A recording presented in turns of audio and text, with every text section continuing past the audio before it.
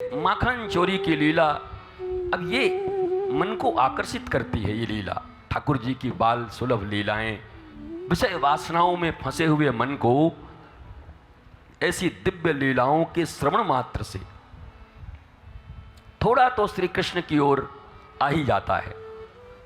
लेकिन ये आए और आने के बाद कुरुक्षेत्र तक पहुंच जाए तब बात बन जाएगा।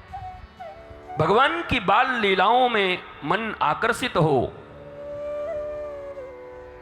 और बाल लीला तक ही न रह जाए, गोकुल के श्री कृष्ण, नंदगांव के श्री कृष्ण, मथुरा के श्री कृष्ण और द्वारिका के श्री कृष्ण और फिर द्वारिका से आकर जय ग्रंथ, दुनिया का सबसे बड़ा ग्रंथ महाभारत, उसमें से निकला हुआ श्रीमद् भगवत गीता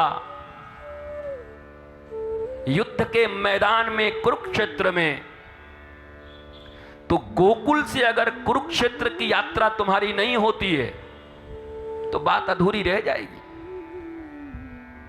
व्यासपीठ है, खुल्लम खुल्ला बोल रहा हूं। भारतवर्ष में डोलचियों में भगवान को लेके चलने की परंपरा आई है, बड़ी अच्छी बात है। हम कोई टीका टिप्पणी नहीं करेंगे, सबके अपने अपने ठाकुर हैं और सबका अपना अपना ठाकुर के ऊपर अपना अधिकार है। सबके निजी रिश्ते हैं ठाकुर जी के साथ और प्राइवेट रिश्तों में बोलने का अधिकार किसी को होना नहीं चाहिए। सदन कसाई जब तराजू पे रखकर मांस तौल सकता है और परम भक्त के रूप में भगवान उनको स्वीकार कर सकते हैं, धन्ना जाट अपने जूठे टिक्कर खिला सकते हैं, तो भक्ति के क्षेत्र में कोई टिका टिप्पणी, किसी प्रकार के आरोप और प्रत्यारोप व्यासपीठ तो छोड़ो, कहीं किसी मंच से होनी नहीं चाहिए। मैं बस एक तरफ आपका ध्यान दिलाना चाहता हूं, भगवान के माखन लीला से, भगवान के बाल सुलभ लीलाओं से आपके हृदय में जो प्रेम प्रकटित होता है नंदलाल के लिए, गोविंद के लिए, छोटे से कन्हैया के लिए, यह प्रेम धीरे धीरे महाभारत के युद्ध तक ले जाना होगा और कुरुक्षेत्र में भगवान के द्वारा दिया गया अर्जुन के ब्याज से प्रत्येक मानव मात्र को उपदेश, जिससे उसके जीवन में चल रहे महाभारत में उसकी ही विजय सुनिश्चित हो जाए। क्योंकि जीवन महाभारत है, इसमें कोई संदेह नहीं है।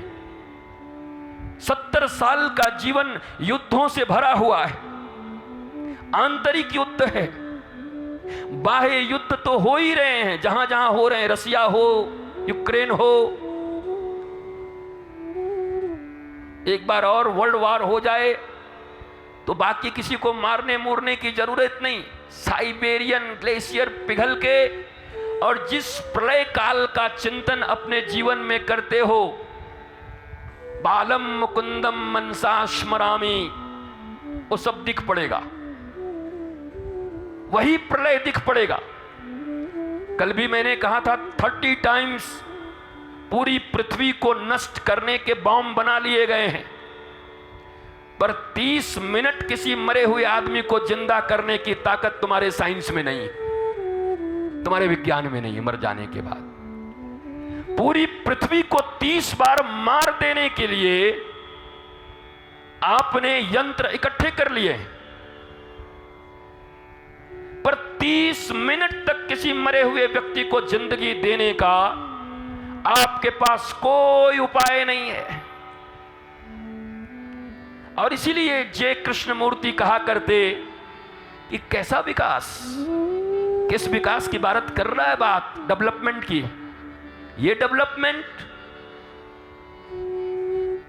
परंतु जब भगवान श्री कृष्ण के अनुरूप आप चलने का प्रयत्न करते हैं तो बाहरी युद्ध से पहले आंतरिक युद्ध को जीतना जरूरी होगा। आज लोग युद्ध करने की बात कर रहे हैं, पर भूल गए कि महाभारत के युद्ध में बिगुल बजने से पूर्व भगवान ने युद्ध को जीतने वाले को पहले भीतर के युद्ध में जिताया 45 मिनट में। उसके बाद वो बाहरी युद्ध शुरू हुआ और उस महाभारत के युद्ध में पांडव विजयी हुए, अर्जुन विजयी हुआ, लेकिन पहले आंतरिक युद्ध को जिताया भगवान ने।